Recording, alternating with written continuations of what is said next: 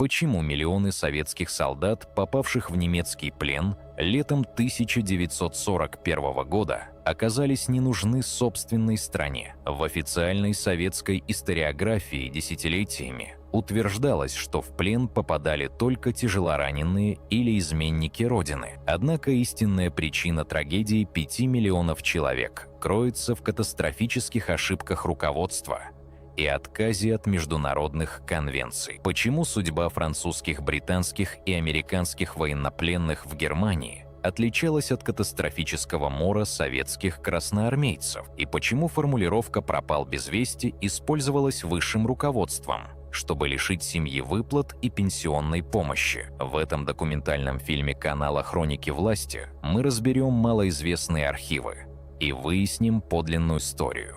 Еще в 1929 году ведущие государства мира подписали Женевскую конвенцию об обращении с военнопленными. Конвенция строго запрещала пытки, морение голодом и физическое издевательство над захваченными солдатами. Однако руководство Советского Союза отказалось присоединиться к Женевской конвенции, объявив ее буржуазным предрассудком. В советских военных уставах изначально утверждалось, что Красная Армия будет воевать только на чужой территории и малой кровью. Подразумевалось, что советский патриот не может оказаться в плену, а в случае угрозы обязан застрелиться или принять мученическую смерть. Первое страшное испытание наступило в период Советско-финской войны 1939 года. В финском плену оказалось более 5000 советских военнослужащих, выживших в лютые морозы.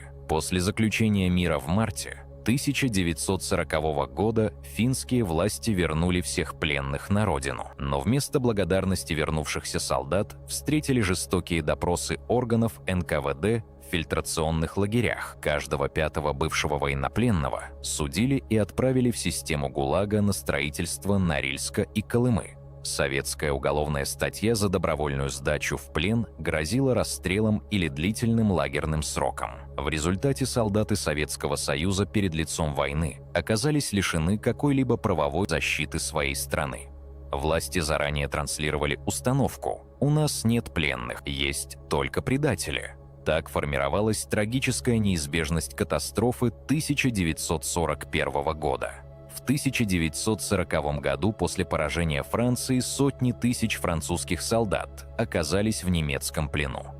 Германия строго выполняла условия Женевской конвенции в отношении французов-британцев и позднее американцев. Для западных пленных создавались отапливаемые бараки со столовыми и отдельными спальными помещениями. Офицеры содержались в особых лагерях «Офлаг», отдельно от рядового состава по всем нормам международного права. Военнопленные союзников могли заниматься спортом, устраивать лагерные театры и читать художественную литературу. Желающие могли добровольно работать на немецких заводах, получая гарантированную оплату труда. Самое главное, Международный Красный Крест совершил более 10 тысяч инспекционных визитов в лагеря западных пленных. Каждый французский или британский пленный мог получать до 3 продовольственных посылок в месяц. Эти богатые посылки со сгущенным молоком и шоколадом позволяли пленным союзников не просто выживать, но и сохранять здоровье. Подавляющее большинство британцев и американцев благополучно дожило до конца войны и вернулось домой. Но в отношении советских солдат руководство нацистской Германии выстроило совершенно иную расовую политику. Советский Союз отделили от западных стран, объявив население неполноценными и лишив всех гуманитарных прав. Отсутствие подписи под Женевской конвенцией развязало руки нацистским верхам для тотального произвола. Красноармейцы оказались между двух огней – расовым безумием нацизма и холодным безразличием Кремля. Ни одна посылочка Красного Креста не могла дойти до советского солдата по вине собственного правительства. Советское руководство категорически запретило любые контакты с международными гуманитарными организациями. Семьи солдат в Советском Союзе не могли получить ни одного письма или известия о судьбе своих близких. Солдатам внушали: попал в плен, значит, предал родину и обрек родных на преследование. Такой жестокий контраст между судьбой западных союзников и советских солдат стал одной из самых черных тайн истории.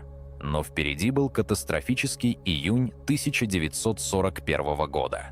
22 июня 1941 года гитлеровская Германия вероломно напала на Советский Союз. Грандиозные окружения под Белостоком, Минском, Смоленском и Киевом привели к пленению целых армий.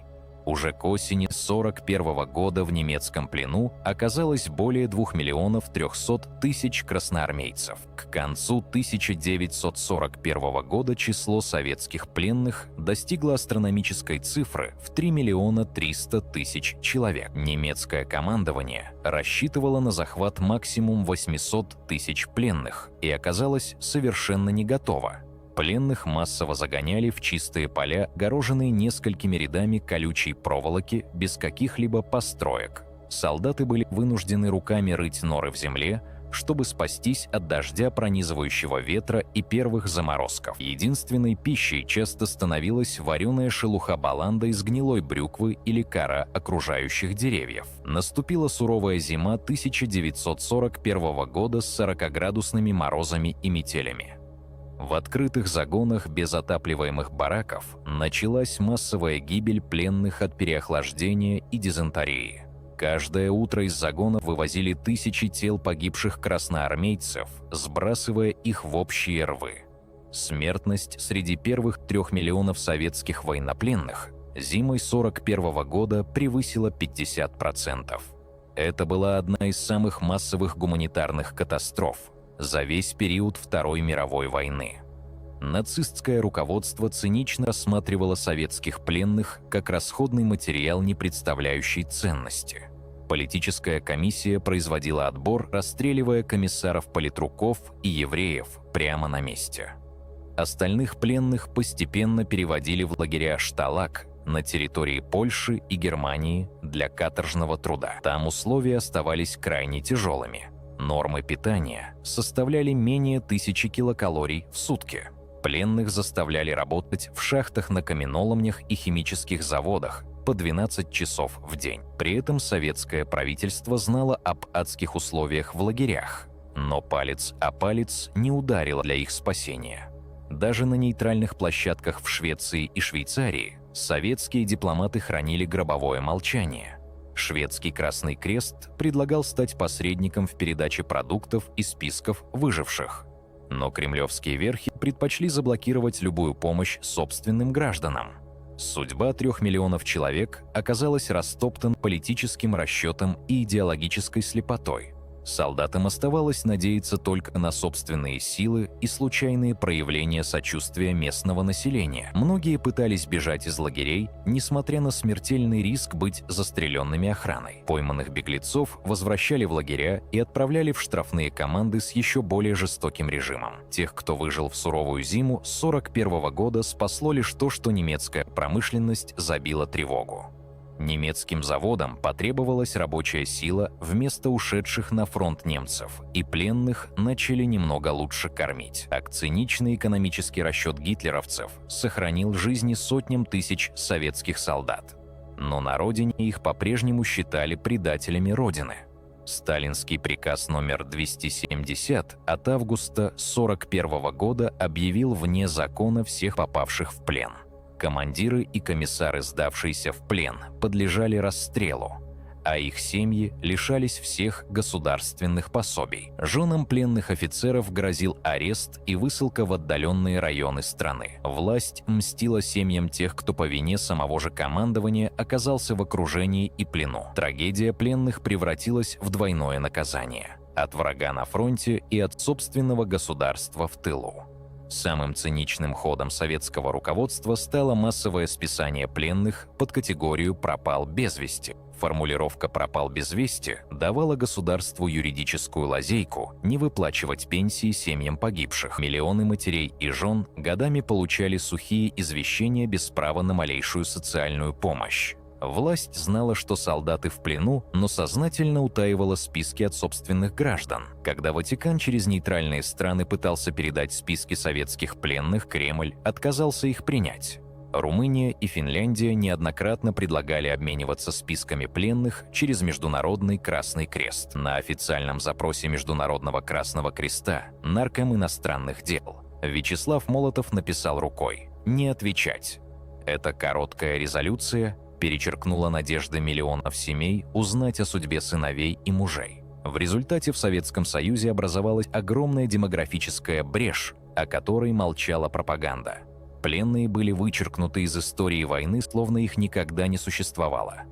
В немецких лагерях пленные, не имея никаких вестей с родины, ежедневно подвергались вражеской агитации. Гитлеровцы убеждали солдат: «Сталин отказался от вас, ваш дом сожжен, вас считают предателями». В условиях голода, болезней и безысходности сотни тысяч солдат искали любой шанс выжить. Так возникло движение так называемых добровольных помощников во вспомогательных частях вермахта. Позднее под руководством бывшего советского генерала Андрея Власова началось формирование русской освободительной армии. Большинство вступавших во власовские формирования двигало не сочувствие нацизму, а желание вырваться из смертельных лагерей. Трагедия этих людей заключалась в том, что они оказались пешками в жестокой игре двух тоталитарных режимов. Но даже среди тех, кто отказался от любого сотрудничества, смертность оставалась высокой. Всего за годы войны в немецком плену из 5 миллионов 700 тысяч советских солдат погибло более 3 миллионов человек. Смертность советских пленных составила почти 57%, небывалая цифра в мировой истории. Для сравнения, смертность среди британских и американских пленных в немецком плену не превышала 4%. Эта чудовищная разница возникла из-за расового геноцида нацистов и полного отказа Кремля от защиты своих людей. Но даже победный 1945 год не принес выжившим пленным долгожданной свободы. После освобождения союзниками и Красной армией пленных ждал новый круг ада. Власти Советского Союза организовали систему проверочно-фильтрационных лагерей НКВД и СМЕРШ. Все бывшие пленные до единого проходили жестокие допросы и проверки на предмет измены родине. Солдатам приходилось доказывать, что они попали в плен, будучи контуженными или ранеными, а не добровольно.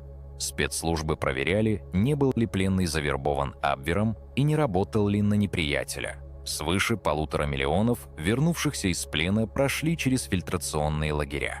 Из них сотни тысяч были осуждены и отправлены прямо из нацистских лагерей в лагеря ГУЛАГа. Люди сменили немецкую колючую проволоку на советскую, проведя в лагерях Колымы и Воркуты от 5 до 10 лет. Те, кто смог избежать ареста, получили клеймо бывших пленных, ограниченных в правах и выборе места жительства. Их не принимали на хорошую работу, не пускали в вузы и запрещали жить в крупных городах. Десятилетиями бывшие военнопленные были вынуждены скрывать факт своего нахождения в плену даже от собственных детей. Табу на тему плена сохранялось в Советском Союзе вплоть до конца 80-х годов. В советской пропаганде тщательно скрывалась и другая сторона истории – судьба вражеских пленных в Советском Союзе. За годы войны в советский плен попало более 3 миллионов 100 тысяч немецких солдат и офицеров. Первые годы войны уход за немецкими пленными был крайне тяжелым из-за разрухи и разрушенной инфраструктуры. После Сталинградской битвы в плен попали 90 тысяч солдат Паулюса, большинство из которых были истощены и больны. Из-за эпидемии сыпного тифа и обморожений в первые месяцы после Сталинграда погибла большая часть плененных немцев. Однако уже с 1943 года советское руководство наладило строгую систему управления лагерями НКВД. Немецких пленных привлекали к восстановлению разрушенных городов-заводов и строительству мостов. Пленным выплачивалось небольшое денежное вознаграждение и предоставлялись нормативные нормы питания. В советском плену умерло около 550 тысяч немецких солдат, что составляет около 15%. Сравните эту цифру с 57% гибели советских солдат в немецких лагерях. Подавляющее большинство немецких пленных к 1950 году было репатриировано в Германию. Последние немецкие военнопленные, осужденные за военные преступления, вернулись домой в 1955 году после визита Аденауэра. Отдельной страницей стала судьба более 600 тысяч японских военнопленных, захваченных в августе 1945 года в Маньчжурии. Японских солдат вывезли в Сибирь на Дальний Восток и в Казахстан на лесозаготовки и строительство железных дорог. В советском плену погибло около 60 тысяч японских солдат, главным образом от непривычного сурового климата. Остальные более 500 тысяч японских пленных были благополучно возвращены в Японию до 1956 года. Японские и немецкие бывшие пленные оставили подробные воспоминания о своем пребывании в советских лагерях.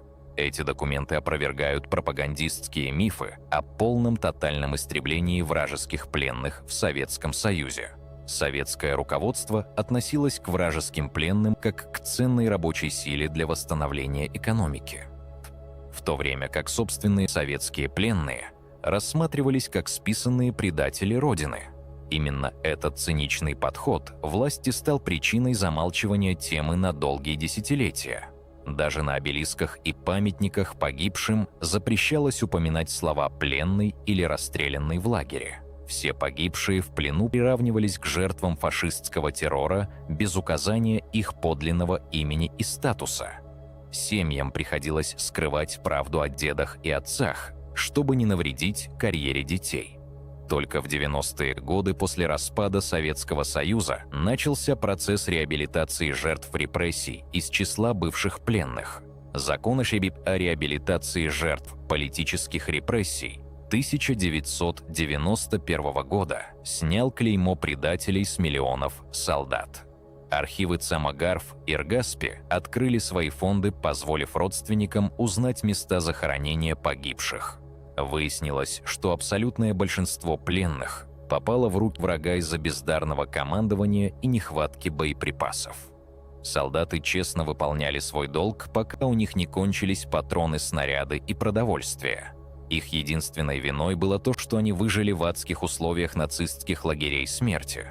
Однако сегодня в России снова наблюдаются попытки переписать историю и вернуться к советским мифам. Закрывается музей истории ГУЛАГа в Москве, а подлинная история подменяется ура-патриотической пропагандой. Тема плена снова маскируется обобщающими формулировками о геноциде советского народа. Правду о безразличии сталинского руководства к судьбам миллионов солдат предпочитают не вспоминать.